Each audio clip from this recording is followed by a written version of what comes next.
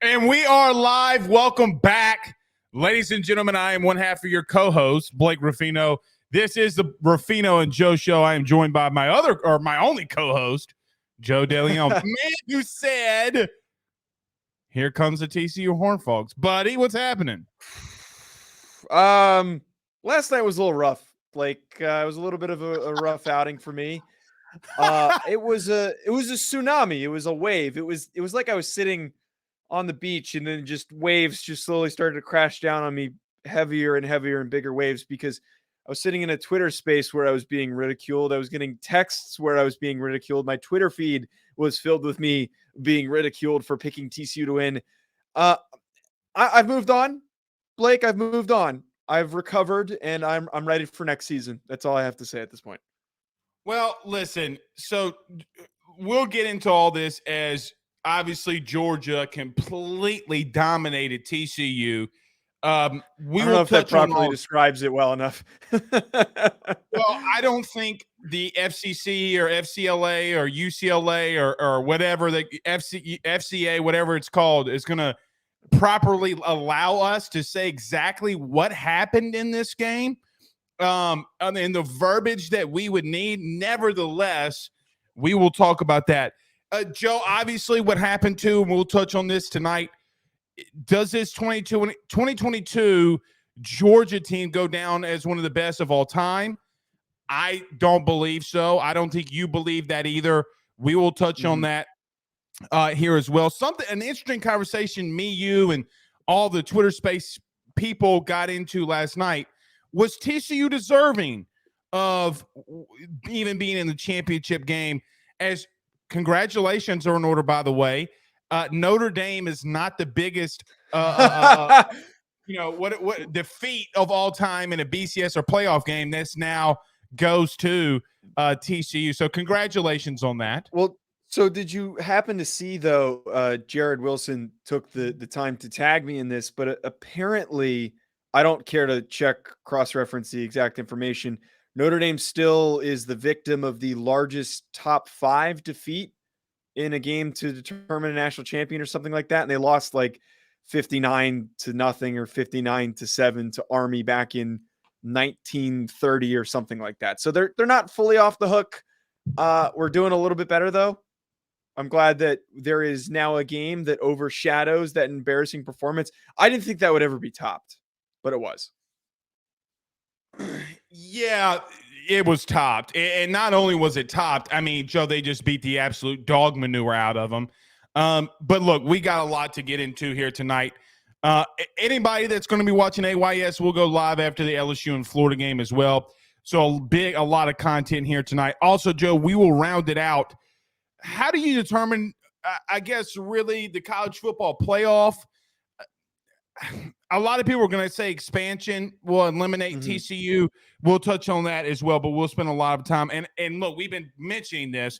I do want to get into maybe some top SEC teams and top college teams for next season. Look, I think Florida State's going to be a really good team going into next season as well, so we'll touch on all of that. But before we do get to that, everybody do us a favor by hitting the like and share. Share to all of those Facebook groups. If you're watching us on AYS, if you're listening to us on the Joe or Ruffino and Joe Show, don't forget to subscribe and hit the notification bell. We're still doing the $200 giveaway. And wherever you listen to podcasts, rate, review, and subscribe as well. Joe, let's do this. Let's take 50 seconds. Let's get to our first sponsor over at betonline.ag. We return. We discuss Georgia and TCU next. Yes, sir.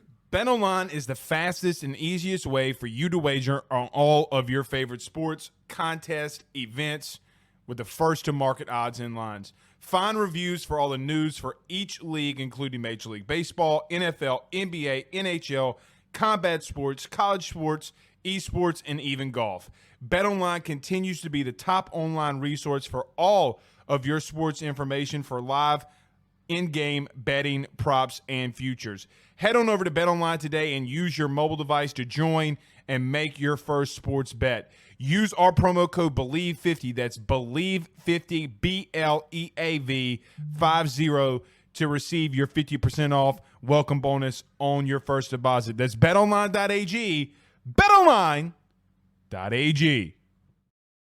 Joe, I want to say this, and I mean this from the bottom of my heart. Tonight, I might get a little rowdy because not at you, not at you.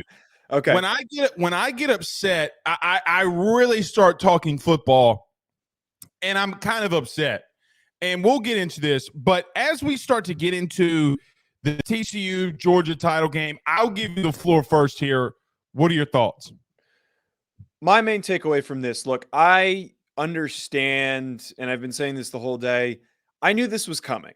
I knew that everyone was going to give me a hard time, but at the same time, my take was not that outrageous to say that TCU had a shot, albeit a slim chance, a shot to win this game.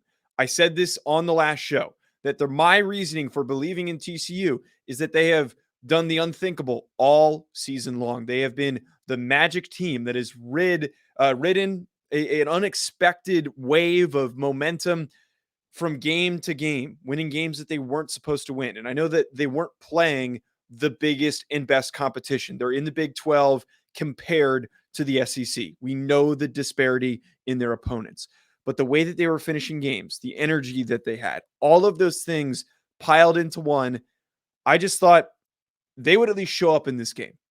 They would produce a bunch of splash plays like they did in the beginning. They had that long reception that set up their first touchdown. And I thought, hey, here they come. Here come the Horned Frogs. They are a rallying team. They are a second half team. They're a team that when they get punched in the face, they pick themselves up and they keep moving forward and they keep fighting to get back in games. But instead, what we saw here is they got punched in the face. And while they were trying to get up, Georgia just happens to be a monstrous behemoth that they just kept wailing on them to the point where they were clearly trying to send a message.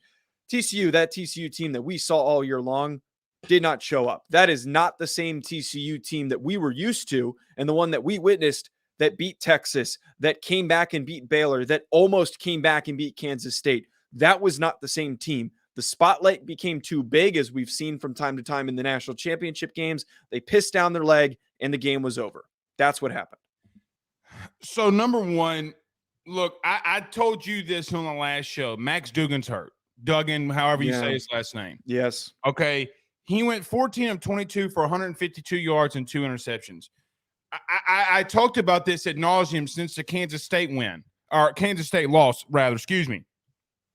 He wasn't 100%. I don't think he's been 100% since Kansas State. No. I don't mean this in a wrong way, and I know that you want to ride the guy that got you there. No pause. But the bottom line is, I think in that game last night, he hurt you ultimately. Okay? He was not himself. He could barely – Joe, he was winding up and straining to throw a 9-yard screen. Okay? He's not the reason you lost. Yeah. But to win national titles, to be able to compete at the highest level, you have to have a quarterback that's a Stetson Bennett, that's a Bryce Young, that's a Joe Burrow. You have to have a Mac Jones. You have to have those type of dudes at that position. I get he was a Heisman finalist. I get he had a really good season. But, Joe, he had a good season in the Big 12. And everybody comes on here and rips on me, I believe, week after week, Blake has SEC bias. Well, last night proved to you week in and week out, drive in and drive out, play in and play out, the SEC is a different beast. The SEC is a different animal. And last night got proven. Joe, I will make this argument until I'm blue in the face. Yeah. You cannot convince me on a neutral field that Tennessee, Alabama, and LSU don't either beat or make a very close game with TCU. When they did not move, when they lost to Kansas State, when they didn't move in the playoff, it showed America that, oh, well, it doesn't really matter. Well, it did matter. You played the behemoth, okay? And the national title game to me was Ohio State and Georgia. Yeah, I one of the things I said when I did a recap of the game yesterday, I think we had 2 national championships that were played before this game. This was an exhibition game. It's almost like Michigan TCU was the consolation game to determine who was second, and then Ohio State versus Georgia was the actual national championship, like you said. it pisses me off that Ohio State, with all the talent that they had, all the blue chip players, we hear on every single show ad nauseum, the blue chip ratio. They should have been that number 2 team. Had they not completely crapped the bed and lost against Michigan, we would have gotten the real matchup we were deserving to get, which I totally agree with. But Blake, I think part of this here with what you're talking about with the SEC, and I understand that people are always going to drive home the SEC bias, but the debate's not if the SEC is the best conference. It is. We already knew. Anyone can sit here and tell you that it's the best conference. I don't think there's very many people, unless they don't know anything about the sport, that would sit here and debate that the SEC is not the best conference. The issue is here is the college football playoff is supposed to help us determine the national champion from multiple conferences. There needs to be opportunities for other teams to compete. And I know that it sucks that that's the result that we got. And I think that the seeding is disrupted because of that Ohio State loss. And had they won that game, and it would have been a more competitive final national championship game. But we can't just have 4 SEC teams play for it. And I'm not saying that you have to do that. Okay, I'm not saying that, but I get to a point where, and we'll get to this later in the show when we talk about deserving. Well, what is it? What do you mean by deserving? So, as an example, if I'm in a top Fortune 100 company, Fortune 50 company, and I am number 3 in sales in that company, okay, versus a guy or a team or a person that's in the top 500, a Fortune 500 company, and they're number 1 in their company. The guy that's number 3 in the top in the Fortune 50 company, Fortune 100 company, who's making millions and millions of dollars, he is still not the same. That third-ranked guy is still not the same as the number 1 ranked guy at a lower competition at a lower level. You can't convince. This is where, and you think I was joking with this, and I'm not joking. When the Pac-12 champion can pick up and go to Florida and get beat by a team that's 6-7, Joe, it is extremely difficult for me to sit here and say, oh, the Big 12, the Pac-12, they have good teams. Well, I got in an argument today with a Texas fan. Oh, you play a cupcake schedule. Buddy, with all due respect to the Big 12, with all due respect to the Pac-12, Kansas is not like playing Texas A&M. Texas A&M was the worst team in the SEC. It's not maybe you really can't even say Vanderbilt necessarily. Their blue chip ratio and their talent on Texas A&M. And Joe, you do a draft prospect show. Yes. You and I both know that Texas A&M has 3 defensive linemen that in their infancy and when they get drafted will go in the top 90 at any draft that they go a part of. You know that, and I know that. It's not the same. It's like the quote that Lil Wayne says, it's not this. I am not the same. I am a Martian. It's like the SEC. It's not the same. A 2-loss SEC team does not deserve to be in the conversation, in my opinion, with a team like I see people putting Utah in the top 5. Joe, they lost to a 6-7 Florida team. Billy Napier can't even get his 5-star quarterback on campus because they can't pay an NIL, and there's so much dysfunction around Florida, and you want me to sit here and say that it's the same? It's not the same. Then you got Joe Milton going out there against Clemson, the ACC champ, and spanking that ass. Joe Milton is going out there and spanking that ass. You can say I'm biased all the live long day and however much you want to, but at the end of the day, you got to swallow the pill that of the 15 of the last 16 national champions are from the Southeast. So look, I agree with all that information. I can't sit here and try to debate that. You outline a perfect argument here, but I don't want to waste any time talking about the other crappy conferences that are Power 5 that are slow. But they're in it. But they're in it. I'm saying though that those conferences are slowly getting weaker and weaker, and I think that we're wasting our time focusing on them because they're the real challenge to the SEC. The only conference that I see provides a real challenge is the Big 10. And we saw that when Ohio State played Georgia. To rudely interrupt you, the only team that's gotten to the playoff or to a national title, I might add, from the BCS to playoff is Ohio State. So what do you mean that they're competing? The problem is that it comes down to 2 teams every single season. That's where the issue is it comes down to Michigan and it comes down to Ohio State. So if one of them beats the other one, the other one's immediately removed from the conversation or impacts their ability to compete for the national championship in that conversation. That's what the major difference is. There's not any parity in the Big Ten, but the top two teams are competitive. They're competitive enough to compete with SEC teams. I truly believe that they can. I think that there's other teams in other conferences that are on the rise, and inevitably, like teams like Oregon are probably going to make that transition to the Big Ten. I still think that the Big Ten in the future, in the next few years, in the direction that they are moving in, can be a competitive conference to face off with the SEC. But I no longer want to waste my time talking about these other ones. And I think yesterday was proof that the Big 12 is never going to put out a yeah. I'm sorry. Go ahead. I'm sorry. I thought no, you I was just going to say the Big 12 and the Pac-12 are always going to be weaker conferences, even if they merge. They are never going to put out a truly competitive opponent. I agree with you with the addition of USC. I agree with you with that. Okay, because I think ultimately Lincoln will get some things moving there. But the problem is, Joe, we're about to talk about this game ad nauseum. Okay, and some people aren't going to want to listen to it because they know what happened. But my point is that when you have a team like TCU that gets in, and then you're playing a team, Joe, they lost 65-7. They almost lost the national title game by 59 points, almost 60 points. They got put on them.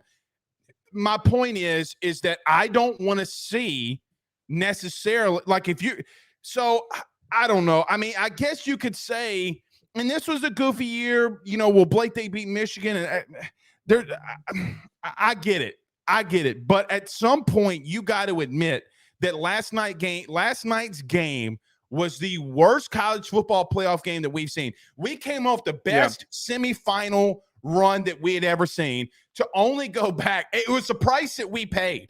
The price that we paid for having the two best semifinal games of all time was the worst national title game of all time. Now, I just want to bring something up. So, and this is also kind of a question here.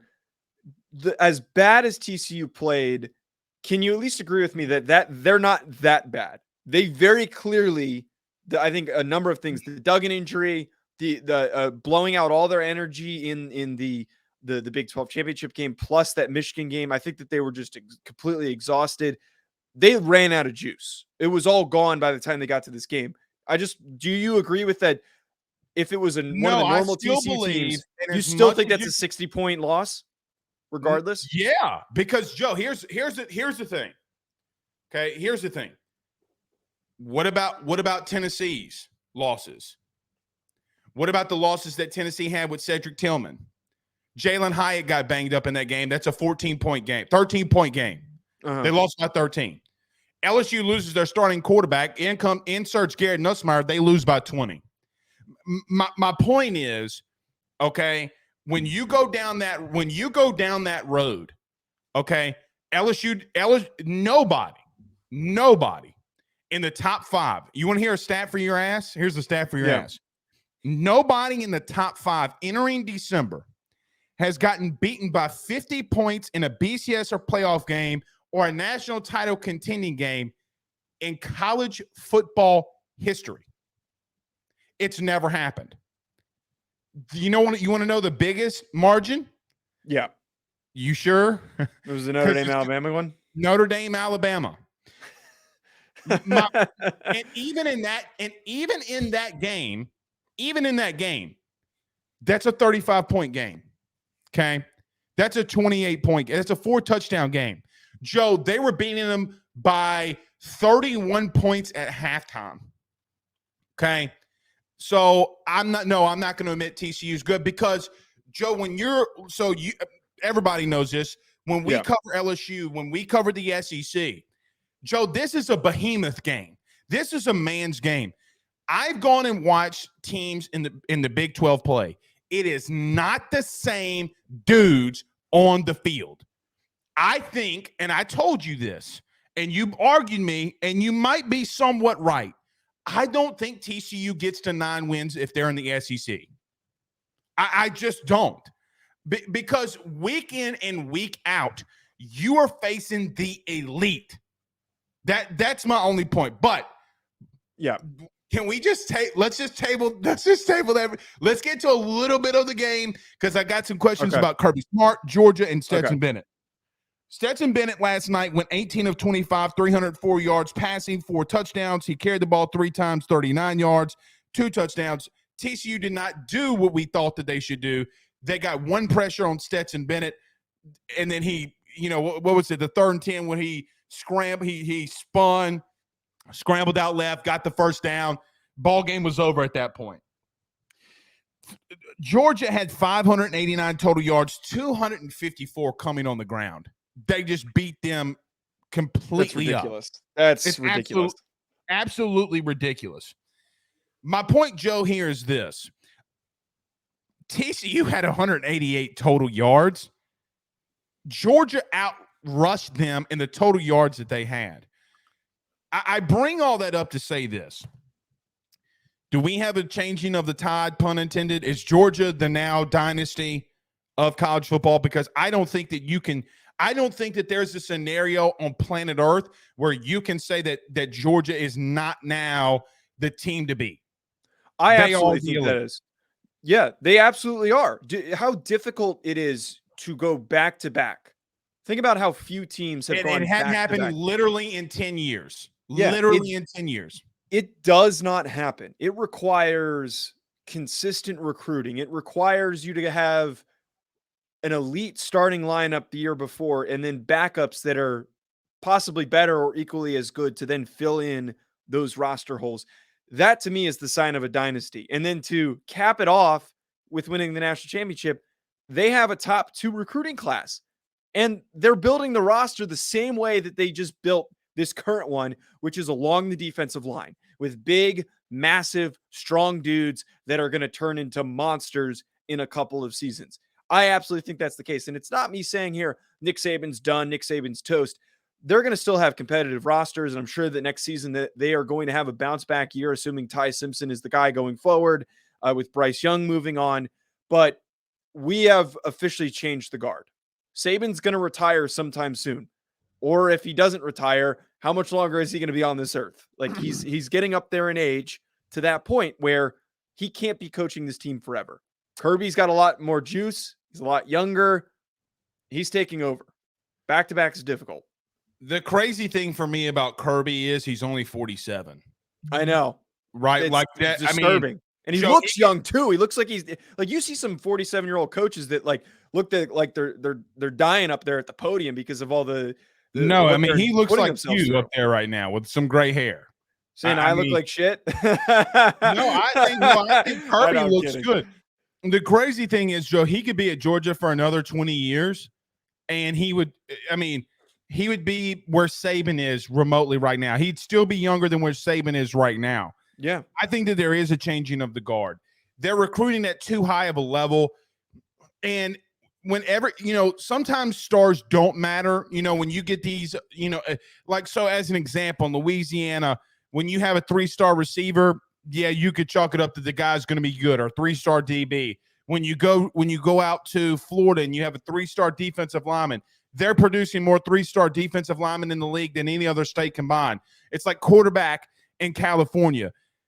Dude, he's just recruiting at such a high level that stars ultimately in high recruiting classes do matter, and they're not slowing down. You know what the biggest thing for me is when Kirby said during recruiting that when they started losing transfers and they got one guy out of the portal and yeah, we don't need him because nobody in the portal right now is better than what we have on this team right now. Yeah. And he wasn't wrong. And they go out there and win another national title. It will be interesting, though, Joe, as they change over from Stetson Bennett. I want to get your thought on this. I got ridiculed, mocked, and made fun of, kind of like your TCU take on Stetson Bennett all year long, okay? But you cannot stats don't matter when you're winning natties, okay? No. When you're doing what Stetson Bennett is doing, it doesn't necessarily matter that he's not throwing 4 touchdowns, because here's what I know. He's thrown for over 600 yards in this playoff. He's 4-0 in the playoffs. He had 6 total TDs in last night's game that tied Joe Burrow's record. The dude is just absolutely unreal. And everybody says, oh, well, he's 25 years old. He's playing against kids. Well, nobody had one living iota care about when Chris Winke's balding ass went out there for Florida State and won a natty. Nobody cared. But God forbid Staquavius went out there and did it. Joe, I will say this. Staquavius Bennett IV should go down as one of the better college quarterbacks that we've ever seen. And if you don't want to take that for what it's worth, natties, bitch. That's all he's got to say. Excuse my language, but it's just true. So look, better is the right wording, not best. I am not going to sit here and concede best. I will never sit here and say that he is one of the best of all time in SEC quarterbacks to win national championships, quarterbacks in general in college football history. I will not concede that. Look, he has stepped up and done Remember his what happened job. the last time you didn't concede something on this show? Somebody almost got bit. You know what? I deserve that. Look, Stetson does his job. He seems to be a good leader. He does more than just his job, Joe. Stop it. So here's my pushback. I see a guy who, and we talked about it last week, he's the least pressured quarterback in the SEC, one of the least pressured quarterbacks in all of college football. It is easier. I'm not saying it's easy, but it is easier to accomplish the things that he has done when he is easily protected and he has an elite defense to lean on any other roster with deficiencies and in any other position group. Like if we pick a different SEC team, like Kentucky, for instance, that has weaker position groups than Georgia, but still a pretty good roster, they're not stiffing anywhere near the national championship. He is the right guy for the right circumstance. Yeah, I don't disagree with that, but I don't think that what does he do worse than Mac Jones? I don't think he does anything worse. You think he could be a first-round quarterback then? No, absolutely not. He's stumpy. And he's got no arm. I'm sorry, what? He's got an average arm. Then in Mac terms Jones of arm talent. Mac Jones. I didn't think Mac Jones had a very good arm. I think that was an overvaluation. You got to get the same for Tua. If you're gonna make, Tua's a good athlete, though. Like Stetson's a better athlete than Tua. Not significantly. I don't think that. No, stop. Come on now. That was post-injury. Tua is a little bit clunkier than he was before that hip injury. Brother, the man broke his hip. He broke his hip, but I still think he's from a guy that was 371 pounds. I still think he's a better athlete than Stetson. I don't understand why everyone thinks that. Did you see Stetson out there shaking? What? I don't think Stetson is this game-breaking athlete that everyone acts like he is. He's not. Nobody said he was game-breaking. He's fine. He's a fine athlete with a fine arm. He's accurate. He's consistent. In that Twitter Spaces last night and said the man runs a 4.58, and you're going to tell me he's not a better athlete than Tua, who couldn't crack a 4.8? Wait, did Tua didn't even run a 40? No, you know good and goddamn well that man ain't going to run no faster than a 4.8. He runs faster than a 4.8, but he dealt with a significant hip injury like an old man. But man, look, but my main point with Stetson, though, is everything that I stand behind is that everything was set up perfectly for him to produce those results. But, no quarterback could have asked for a better situation. Well, I'm gonna push back. Okay. If you're gonna make that argument, now I agree he had a better offensive line than some would admit. Okay. However, then you got to make that same argument for Mac Jones, Tua, Burrow, Justin Fields. You're going to have to make that argument for everybody else. Here's the biggest thing you're going to have to make the argument for. The team that's had the most offensive linemen drafted over the last 7 years has been the University of Oklahoma. Then you got to take it from Baker Mayfield. You got to take it from Jalen Hurts. You got to take it from Kyler Murray. I don't think that circumstantially works here because they've all done different things. Like but my point is because you have good offensive line play and you're not getting pressure, brother. The pass that he threw across the middle in triple coverage on a dime to Brock Bowers is an NFL throw. You know that. That's a 25-yard throw across the middle. Stop. It's a difficult throw, but like I feel like we spend too much time in general. Everybody spends too much time in general hyping up some of these plays that he's making. And I don't think that they are as astounding as the plays of the guys that you just mentioned. I was more impressed with what Baker did in his career, and Kyler and Justin Fields. Mac Jones is the only one I won't admit. I think that Mac Jones was extremely overdrafted, and we're going to see in a couple of years that Bill Belichick was just being a dumbass because he loves Alabama guys. That's what that was. And he was thinking 20 years in the past. That's exactly what that was. But I just, there needs to be proper context here. Like, I think his achievements are significant. Joe, he has over 700 yards in the last 2 games passing against what's supposed to be the elite college teams in the country. Okay. He has 10 touchdowns in 2 games against apparently the most elite. That's not that he has elite talent around him when he's got 700 passing yards and 3 rushing touchdowns. Those are commendable stats. Those are fantastic stats. He had 2 great games. Okay.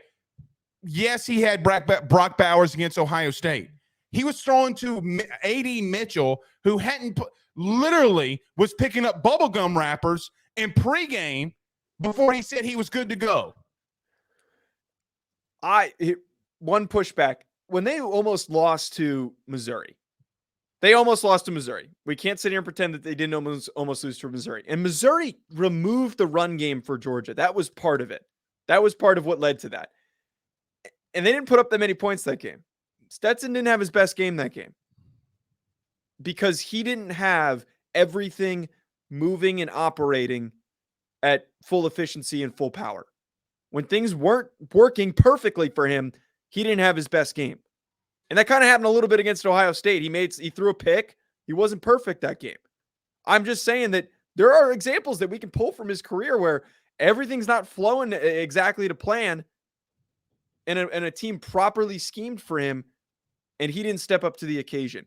I feel like his best performances were because he was boosted by other guys. Y'all keep shitting on the kid. That's all that this is. I will keep crapping on him. I think one of the best players in Georgia history. He deserves to be recognized and remembered. And I give him a ton of credit for what he did. I'm a former preferred walk-on. I love the story. I think the story is fantastic, but it has nothing to do with the. At some point, it does have something to do with the story because we get caught up with the story way too. So many people get caught up with that story with talking about it. Forget the story. Yeah. You know what I'm gonna do next episode, next show? I'm gonna do a blind resume test. I'm just going to do a blind resume test, and I'm going to make you decide which quarterback's which. Can the blind resume include who were his receivers? No, it will just go stats, and it will show you who would you take?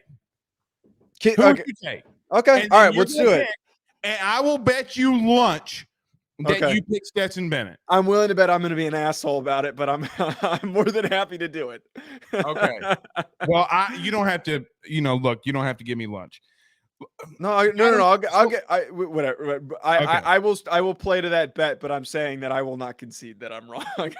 Well, the one thing I think we will agree on is this. Before we move on, I don't think Georgia's going to win another national title next year. Okay, a three-peat, I just don't think it's going to happen. You agree with that?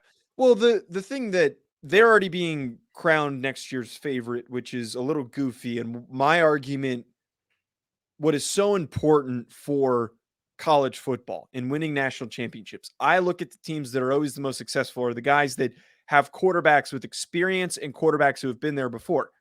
Stetson absolutely was a big reason why that they made it this far. It's because of the experience, and he looked composed and prepared for the situation as he was all season long. Give him a ton of credit for that. To start from scratch with Carson Beck or Brock Vandergriff, that's a total enigma. Massive question mark. They didn't go to the portal to get anybody. There's no stars that are going to fill that position. Talented players. Well, they did go and get 2 pretty damn good wide receivers from the portal. I will give them that. They're getting some weapons now. Yeah, and that's going to be helpful for both of these guys, but there's a good chance.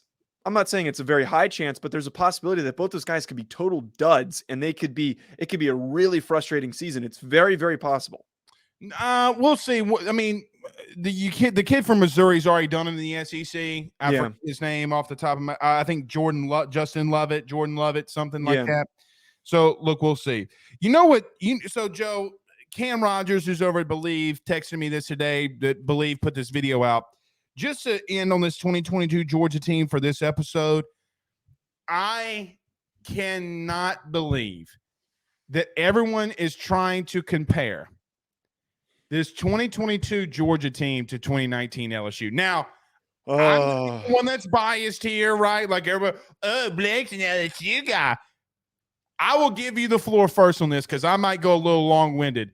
Is the 2022 Georgia team better than 2019 LSU? Absolutely not. Absolutely not. That is the goofiest thing that I have seen over the past 24 hours. I almost thought it was like a little bit of a joke. I kind of saw it popping up on my timeline. I'm like, these people can't be serious right now. We just saw this 2019 team. How are we comparing these two teams? Look, if they faced off with each other in this game, if it was Georgia versus LSU, those 2 different years. With that secondary and the issues that they had. Joe, can you hear us? Issues. All right, there you go. Keep going. My point that I was trying to make there with the LSU argument is that with the big play, I know I cut out right when I was supporting you. With the big play receivers that they had, Justin Jefferson, Jamar Chase, gunslinging Joe Burrow, who wasn't afraid to take any shots. We saw one big play in this game that TCU was able to produce. Imagine them taking shots the whole game. It would have been reminiscent to the game that LSU produced against that Oklahoma team. They would have run up the score on this Georgia team because they do not have the secondary. And on top of that, we forget how elite that offensive line was. They would have held their own against that Georgia defensive line. Absolutely would have held their own in that situation. I think it's ridiculous. It's a farce. This is a really good Georgia team. Again, back to back. It takes a lot of talent to go back to back. But there are so many freaking other good teams in the history of college football that are way better than that team that we saw yesterday. I don't say this lightly, okay? And let me look in the camera when I say this. Jamar Chase would have had 200 yards receiving against Keely Ringo. Probably more.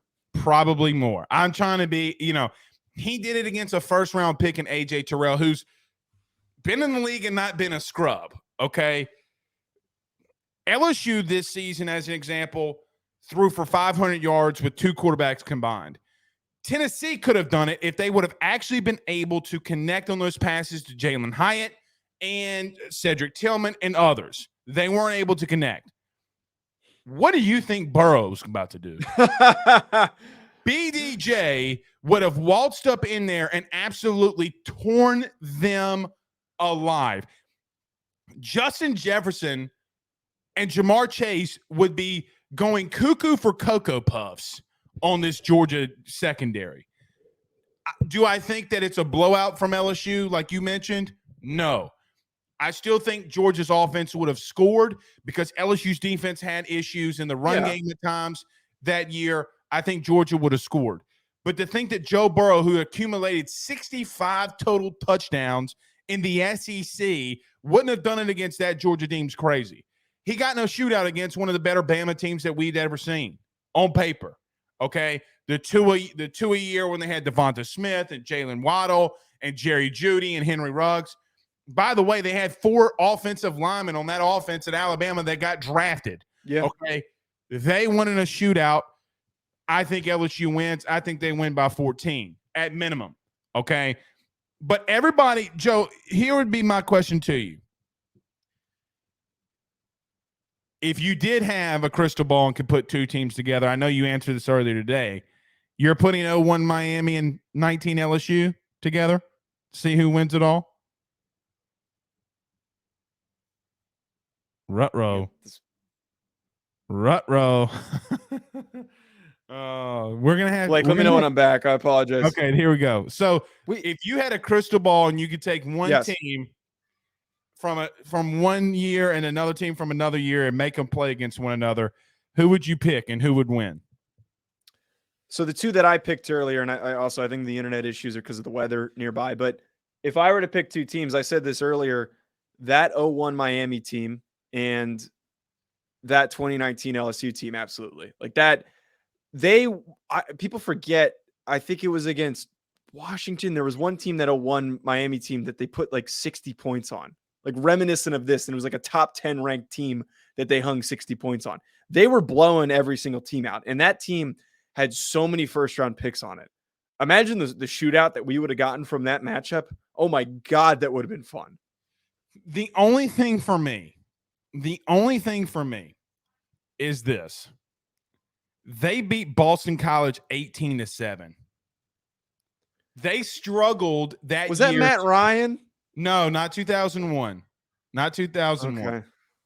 Okay. The Miami Hurricanes struggled, against Boston College. Now, they had good wins when they were still in the Big East, but here's who they would play. Rutgers didn't win a game. Pitt wasn't above 500. West Virginia won above 500. Temple at that moment in time hadn't won a game in 2 years. Well, my point is they're blowing the doors off of these teams, though. It's not like they're goofing around with them. But LSU faced 7 ranked opponents in the top 10. Average point of victory was 20 points. That Miami defense was great. There's one human being that's walked this earth and played college football that can't be stopped, won't be stopped. His name is BDJ, Joe Burrow. Okay? He's going to lie. Joe, I don't think what people understand, like everybody's like, oh, well, yeah, they were good, but you literally had Jamar Chase and Justin Jefferson breaking receiving records in their first year. Justin Jefferson just broke Randy Moss's record for the first 3 years in receiving yards. I don't know. Stop the count, as Trump would say. All right, not to get political. We're not a political show. Anyway. So I think it would be a good game. I really, really do. Absolutely. As we start wrapping up here, I do want to, maybe the next 15 to 20 minutes, though, I do want to get into you about next season, some of your thoughts maybe about some teams. Look, a lot of the top teams for next year, this way too early stuff has come out. It's going to change because you still have some more portal runs that teams are going to go on. I got to admit this, and I said this earlier, and a lot of LSU fans are getting on to me about this. I think Florida State's going to win the ACC. I think that they're going to be a top 16. If I had to go the top 6, I'm going to go Georgia because I think if you go back-to-back, you deserve to be a preseason number 1. I'm going to go Ohio State 2. Okay? Mm-hmm. I'm going to put Bama at 3 because it's Saban. Number 4, flip a coin. I don't really give a shit. Number 5, give me LSU. Number 6, give me Florida State. And I know you're going to love this. At number 7, give me the Notre Dame Fighting Irish with Sam Hartman. What are your thoughts about that? I appreciate you throwing Notre Dame in there to. I only threw them in there because I didn't want to hear you whine. Yeah. Look, Georgia number 1 to repeat, but they have questions that need to be answered at the quarterback position. That is going to be a huge issue for them trying to figure out who is that next guy. Alabama is going to be creeping up too, somewhere at 2 for me. I think that Michigan has to be in that 3 spot. They didn't really lose anybody. They're not really losing anybody to the NFL, especially like their best guy was Blake Corum. He's coming back, which is a stupid decision for him to go back, but he still is returning. I'm actually, I think, a little more bullish on Florida State than you are. I'd put them as high as 4. I think that Florida State. That's fine with me. Them returning Jared Verse is a massive deal. Yeah, is frightening. Frightening. Jordan Travis, we saw how good he was starting to get, and he's got a little bit of those, Jaden Daniels vibes, and heck, he might even be better than Jaden Daniels the way that we saw him finish the rest of the season. I know that's going to anger you a little bit, but people are going to be talking about him as a possible Heisman contender. I'm always going to put Oregon in this conversation, and if they can play a close competitive game against Georgia to start off the season, which I believe is their opening game, unless I'm misspeaking there. Bo Nix returning is big for them. They're another team that's not losing a lot of guys. They're losing Forsythe, their starting center, but they are reloading with a ton of transfer portal moves. They cleaned house with the transfer portal. This is completely reminiscent of what USC did last year in the portal. Oregon did it this year. They have the best portal haul, and we've seen that results. You think Oregon has the best portal haul? Yeah, not enough people are talking about them getting Justin Jacobs, who is one of the most athletic, rangy linebackers that was being misused at Iowa and was purely just a coverage guy. Not the fact that they got Johnny Cornelius, URI, great offensive tackle who's going to plop right in at right tackle. They've got a 5-star left tackle. His name is escaping me.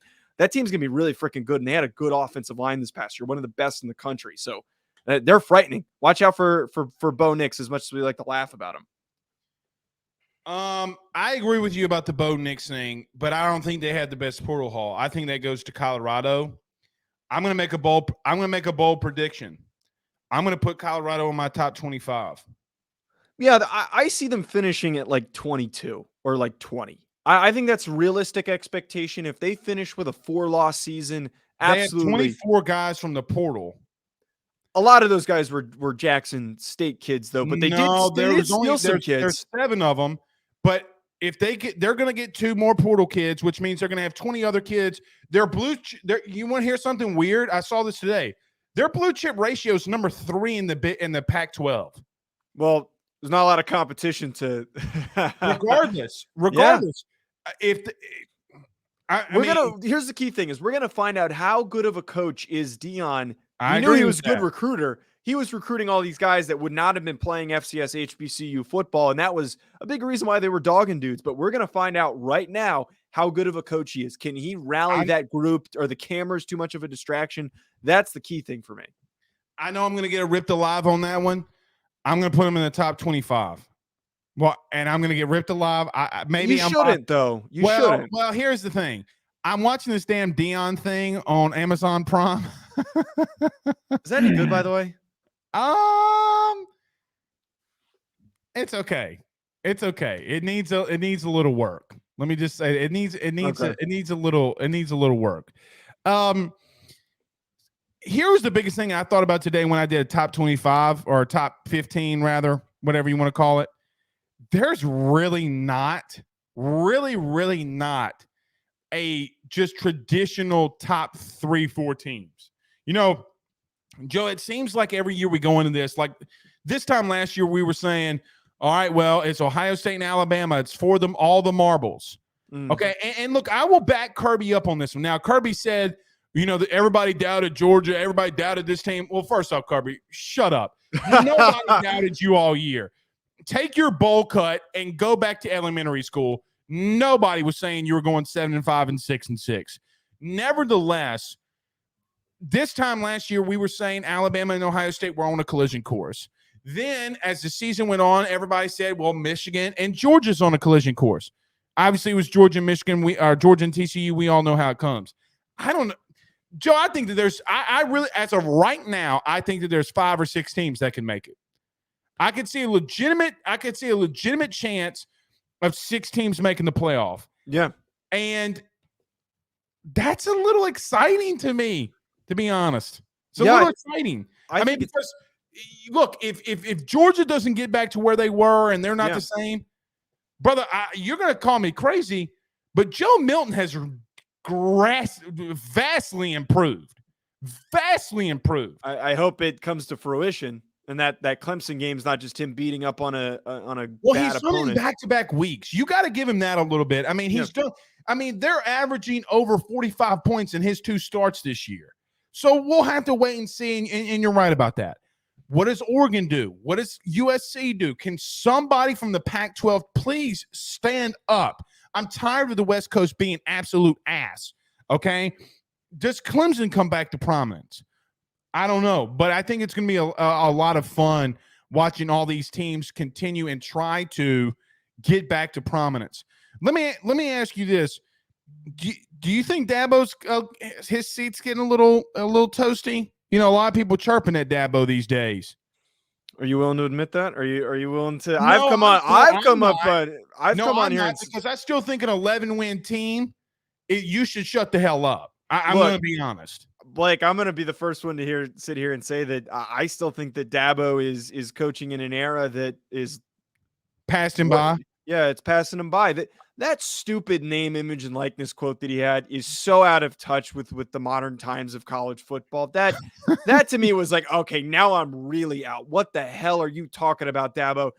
My actual reasoning for being concerned, the way that they played in the bowl game is bad, but look at all the dudes that they're losing on the defensive line. Miles Murphy, Brian Brzee are going to be top 10 picks, and that's just 2 guys. The depth that they're losing, you got guys that are backups on their D-line that got invited to the freaking Senior Bowl. Those are 5-star recruits. Now, it's one thing to reload.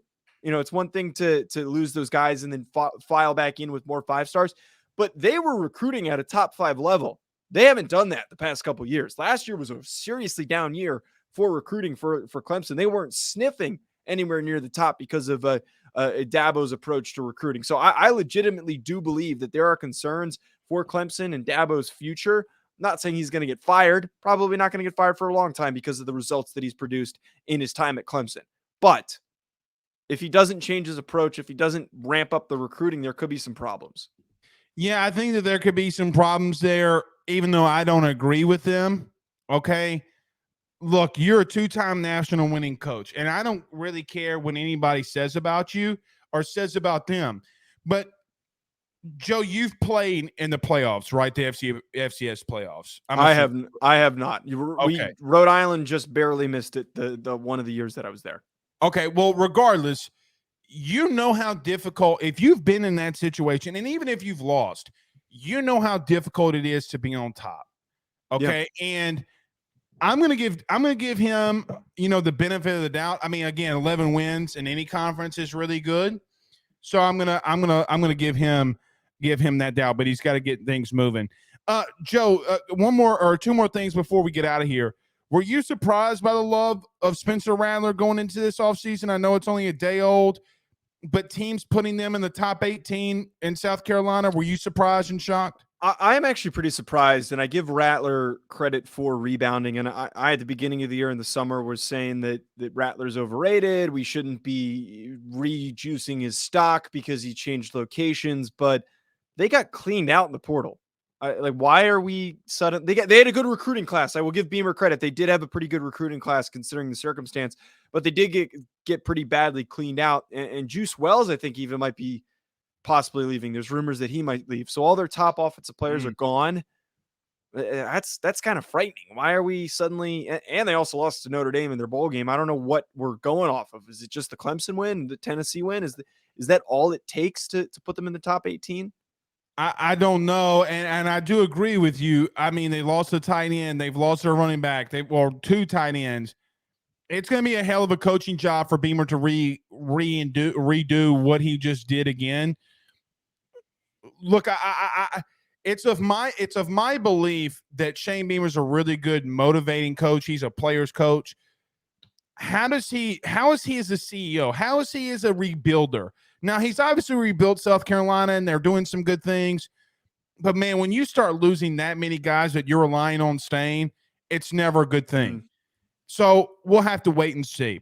I like Shane Beamer. I know that you use as many cock references as you wanted to this year, which, I think that, every third word out of your mouth was about cock, pause. But, Cox versus Catholics, man, you got to love it to end their season. But, I'm just saying. We finished off, Notre Dame finished off the Cox. The Catholics finished off the Cox. That's something that I feel like I've heard before. God, I'm such a child. I'm sorry. The Catholics. You set me up. You're the one who brought it up. I was gonna behave, but I'm sorry, no. Blake. Okay. All right. So to end tonight's show, Joe, it's being highly reported that Billy Napier is in a little bit of trouble. Now, 3 weeks ago, episode 1, okay, I came on this show and I said, Joe, I think Napier's in trouble. Mm-hmm. Let me explain a little bit behind that. Around National Signing Day, around, a little bit before that, about a week before that, I started hearing some really interesting rumors about 5-star quarterback, 4-star quarterback, whatever you want to call him, Jaden Rashada. Now, if you don't know who Jaden Rashada is, he's a really talented quarterback. I think California, right? Somewhere in Northern California, if I'm not mistaken. And he was committed in Miami. A lot of people start saying, he's getting paid $7 million a year or $7 million to go to Miami, be the quarterback. Then he flips his commitment to obviously go to Florida, signs with Florida. Well, Joe, he's supposed to be an early enrollee, and he's not apparently showing up. The rumor sourcing here is that Florida didn't have the NIL money to be able to pay him. Thoughts? Problem. Yeah, you were texting me about this earlier, and separate from We're gonna an have to fix era where this. we're We're gonna have talking to about fix like, your oh, Wi-Fi. We're gonna have to fix your Wi-Fi. yeah, we made it through so far, and it was kind of cooperating, but I guess not. Okay, there we go. Keep Am I going. a little Keep bit going. better? Keep going. Okay. Yeah, you're good now. Keep going. To your point though, it feels weird that we're in an era talking about checks not cashing. Like, that feels really strange. But all the things that you've texted me about with Napier, it feels like he doesn't have control over his roster, which is a problem. And it gives me Brian Harsin vibes with the amount of things that keep popping up with Billy Napier. And maybe it's some self-sabotaging by the Florida program, that it's like, I mean, we're not feeling him. We're not feeling him. We got to start pushing some narratives right now around signing day and see if we can get him out of here, because that's exactly what happened with Brian Harsin. Yeah, I don't know if it's going to get that bad. I don't know if it's going to get as bad as they're making up false stories about, a secretary and Billy Napier. But Joe, he's cutting loose as many players as he wants, right? Like, he's cutting dudes loose. Yeah. And that is a massive problem. You don't, it's like the whole thing, well, if you don't do what I tell you to do, I'm just going to fire you or cut you or whatever. I don't think that that's the smart thing to do. I've listened to coaches like Nick Saban. I've listened to coaches like Brian Kelly. Look, Brian Kelly, let's call it what it is. Brian Kelly and Kayshon Boutte didn't really get along that well. Brian Kelly was out in the media going to, trying to praise him, but, obviously trying to get him to go and do things the right way. We've heard Nick Saban talk about, hey, I had a guy at Michigan State that got arrested. Everybody in the media wanted me to cut the kid. Well, he's a doctor now. Mark Ingram's dad played for Nick Saban, and everybody wanted Nick to cut Mark Ingram's dad, and then everybody came to Nick and be like, na boo-boo, we told you, now he's in jail and all this kind of stuff. My only point is this.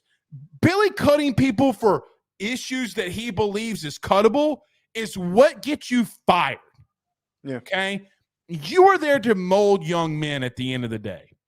And look, I don't know Billy's background. I don't know where he grew up. But, Bud, they're 18 to 21-year-old kids. They're going to make mistakes. Joe, I made the stupidest mistakes when I was 18 to 21 years old. It was the worst time of my life on decision-making. I think Billy's in deep trouble. I think they're going to be worse than they were this past season. I don't know what they're going to do at quarterback. I don't know what they're going to do in the offensive line. They don't have a competent defensive line. Their linebackers have left. Yeah, they got some good secondary pieces, but Coy Raymond continues to miss on the perimeter. Joe, they might be the worst. I'm going to say this. They've already lost to Vandy once. They lost to Vandy this year. Buddy, I'm just going to tell you, Vandy could beat them again. I'm going to make a hot take, and my Florida buddies are going to kill me on it. They could be the worst team in the SEC East. I don't think that's a reach, but here's the big thing is, again, it goes back to the Harsin comparison. I really think that this is coming to a cataclysmic ending. The way that things that way. It very much feels that way. Absolutely. I like Billy. Okay, Billy was a guy that was in the state of Louisiana. He was at ULL. He did some good things there. Bottom line, though, is, man, again, this is a different beast. Joe, it took Clark Lee to go to Vandy, who played at Vandy, was at Vandy, was a fullback at Vandy. He's turning them around. He's turning them around. He kind of is. 7-5 for them would be huge, monumental. And I will tell you this: they've already climbed that mountain and beat Florida before. To say that they can't do it again this upcoming season, I don't think is a reach. Because here's the thing about Vandy, Joe. Who have they lost? Nobody. Well, they did lose some kids in the portal. Yeah, they lost Mike Wright. That's it. Okay, they lost a couple seniors. They return a crapload of talent. Joe, I was surprised that some of the receivers at Vandy didn't get plugged.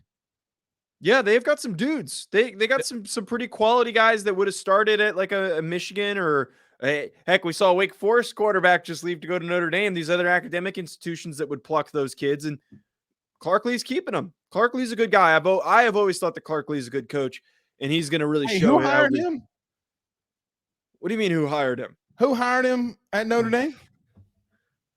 Brian Kelly hired him. Brian Kelly hired him. Hey, he also hired Marcus Freeman. Your current head coach. Interesting. You know who else had a really good season? Who's a head coach at our defense coordinator under Brian Kelly? Mike Elko at Duke. Yeah. These guys going on to academic institutions and having some good seasons. Like next thing you know, now that he's at LSU, probably somebody's going to go to like Gucci State University. Harvard. Yeah, we'll get some of those guys. All right. How you want to close this out, man? It's been a good episode. I'm sorry your Horned Frogs lost. I know that you're really hurting here. Pain.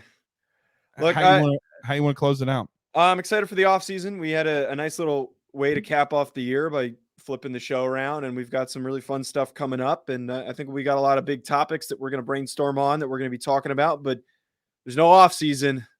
It's just a little bit of time off with no games. Yeah, no off season. Because look, you want to hear what the crazy thing is, Joe? You're 59 or 60 days away until spring practice. Yes, March, middle of March, absolutely. We're really close. You got 60 days, and we're gonna be out there at spring. Hell yeah! It's can I tell you before we? You know what the longest time on planet Earth is for me? From June because I love college baseball, so I love watching the College World Series. From July the 1st to September the 4th, September the 3rd is the longest. And the longest month of my life. Absolutely. It stinks. And having been removed from football a couple of years now of not playing, I totally agree. Because back in our playing days, you're in training camp in August. So like you're out there, you're involved. But no, I totally agree. Now that I'm removed, it's weird. It's weird. And hopefully the offseason moves quick. Oh, what's that? We got some big news. Trayshawn Ward, the big running back from Florida State, just committed to Kansas State about an hour ago. What? Yeah, apparently so. Why did he pick Kansas State? I don't know. I mean, they're the Big 12 champion. Good for him. Hey, let me end it here. All right, you want me to get you pissed off right quick? Kansas State deserved to play in the national title game more than TCU. Stop.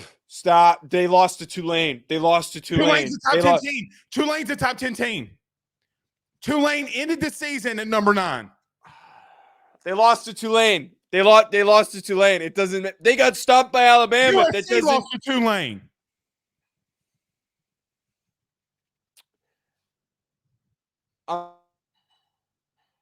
I can't hear you.